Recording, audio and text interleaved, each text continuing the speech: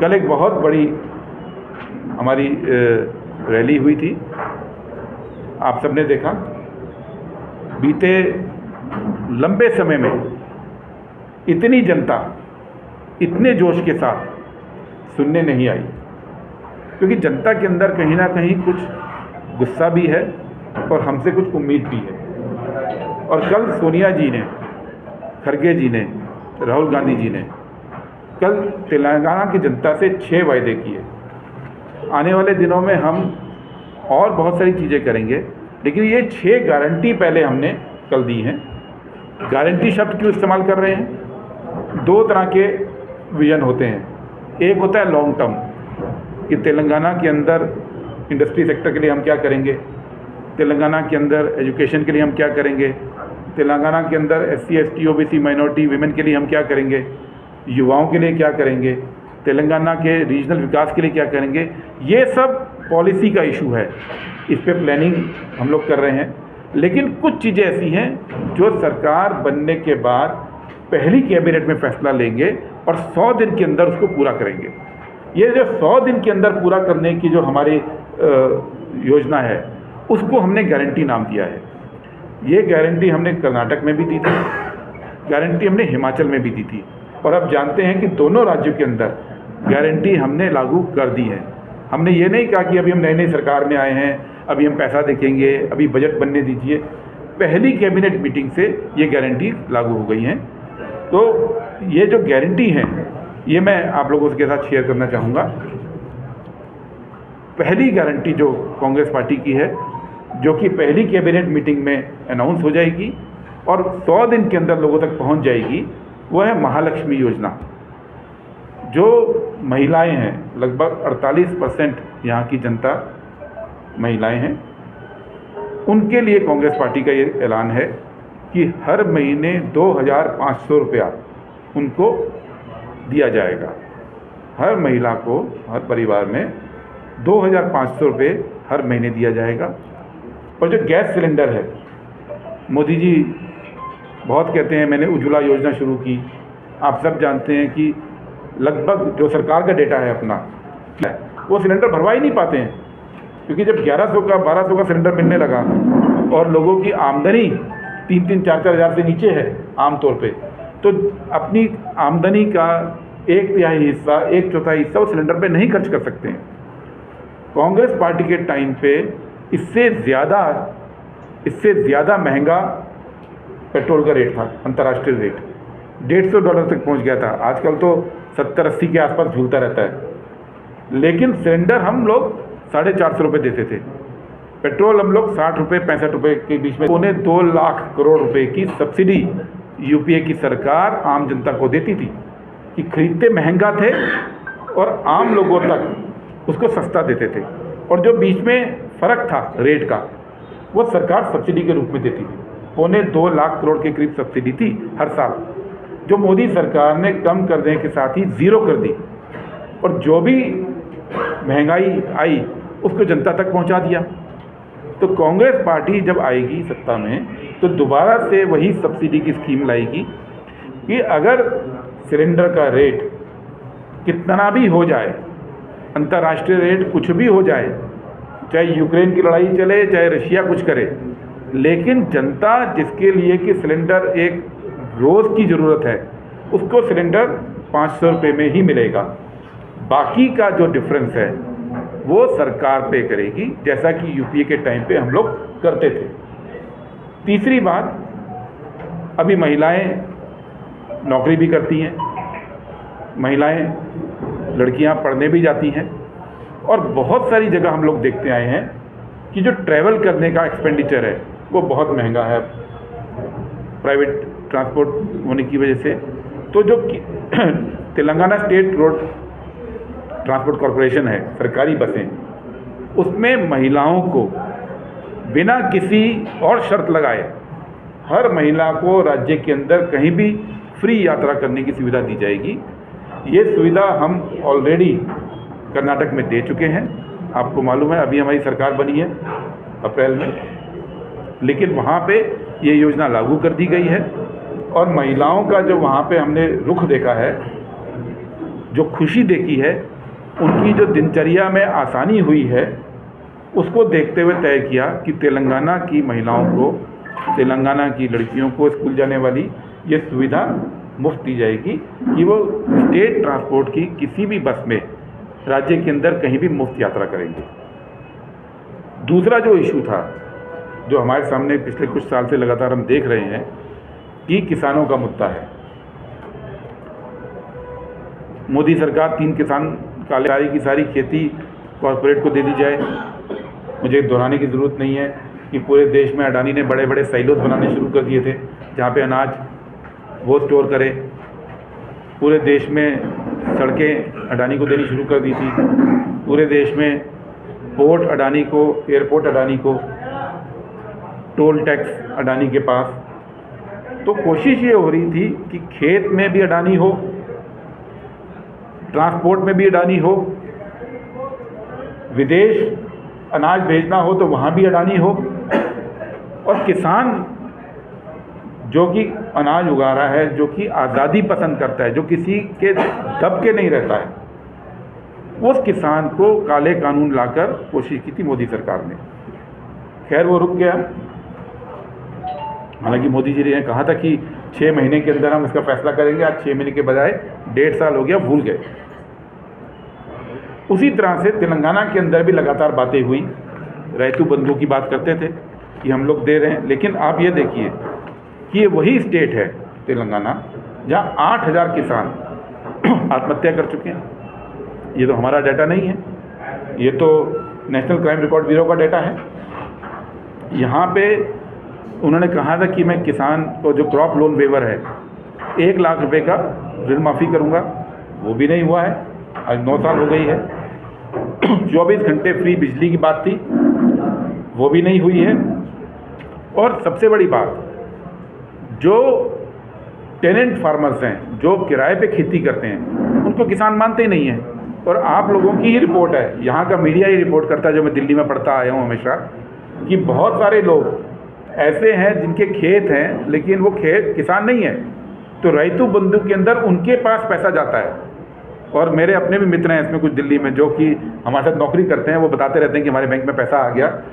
रहते कहीं हैं, काम कुछ करते हैं, लेकिन पैसा उनके अकाउंट में भी आता है, और जो खेती कर रहा है वो इसमें छूटा हुआ है। तो जो कांग्रेस की जो योजना है वो ये है कि हमने इसका नाम दिया रैतु भरोसा।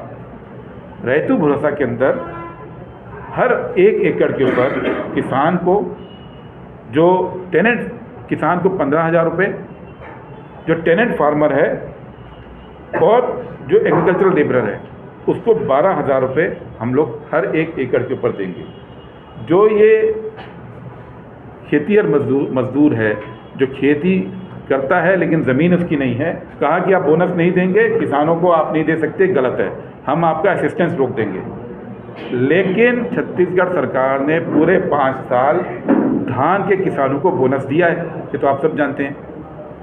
कर्नाटक में जब हमने कहा कि हम गरीबों को 10 किलो अनाज देंगे, तो मोदी सरकार ने फैसला ले लिया कि कर्नाटक सरकार को फूड कॉरपोरेशन ऑफ इंडिया से अनाज ही नहीं मिलेगा। उनको लगा कि अनाज नहीं देंगे तो सरकार की गारंटी फेल हो जाएगी, लेकिन कर्नाटक सरकार ने बाजार से खरीदकर अनाज देना शुरू कर दिया है। सारी तेलंगाना హైదరాబాద్లో జరిగినాయి। దానికి సోనియా గాంధీ గారు, రాహుల్ గాంధీ గారు, మన నాయకుడు రాహుల్ గాంధీ గారు, ప్రియాంక గాంధీ గారితో పాటు మరి దేశవ్యాప్తంగా సీనియర్ నాయకులు, ముఖ్య నాయకుల యొక్క కమిటీ, సిడబ్ల్యూసి మీటింగ్ కమిటీ, అందులో ముఖ్యమంత్రులతో పాటు కొన్ని రాష్ట్రాల ముఖ్యమంత్రులతో పాటు మరి ఒకరోజు సిడబ్ల్యూసి సమావేశంలో ఈ దేశ ప్రజల కోసము, ప్రజాక్షేమం కోసము, ప్రజల కోసము ఈ సిడబ్ల్యూసి సమావేశాల్లో ఇప్పుడున్న రాజకీయ పరిణామాలను దృష్టిలో పెట్టుకొని బీజేపీ ఏ మత రాజకీయాలు చేస్తూ దేశ రాజకీయాలను కలుషితం చేస్తున్న సందర్భంలో కాంగ్రెస్ పార్టీ ఒక సెక్యులర్ పార్టీ.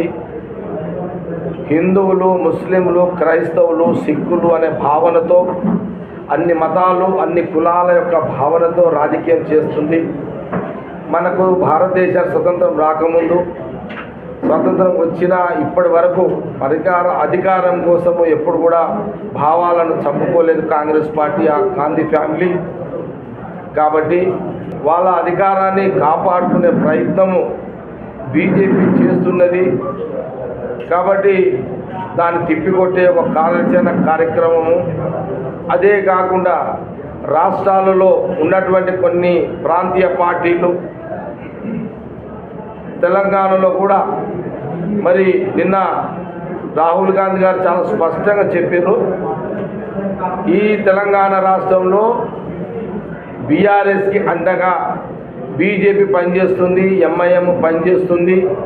ఈ మూడు పార్టీలు తెలంగాణ రాజకీయాల్లో కాంగ్రెస్ అధికారం రాకుండా మరి కుట్రలు చేస్తున్నది అనే మాట కూడా, దీని విషయంలో ప్రజలు జాగ్రత్త పడండి అని నిన్న రాహుల్ గాంధీ గారు చెప్పారు. ఈ సోనియా గాంధీ గారు ఏదైతే ఖార్గే గారు, ఏఐసిసి ప్రెసిడెంట్ రాహుల్ గాంధీ గారు నిన్న ఎన్నికల డిక్లరేషన్ పేద ప్రజలను ఆదుకునే దాని మీద ఇప్పుడు పెద్దలు గురుదేవ్ గారు వారు చెప్తారు. కాబట్టి గురుదేవ్ గారు చెప్తారు, వారు ఎందుకంటే మనకు ఒక్కరోజు ఈ సమయం నుంచి మొదలుకుంటే సాయంత్రం వరకు వారి యొక్క కార్యక్రమాలు ఉంటాయి.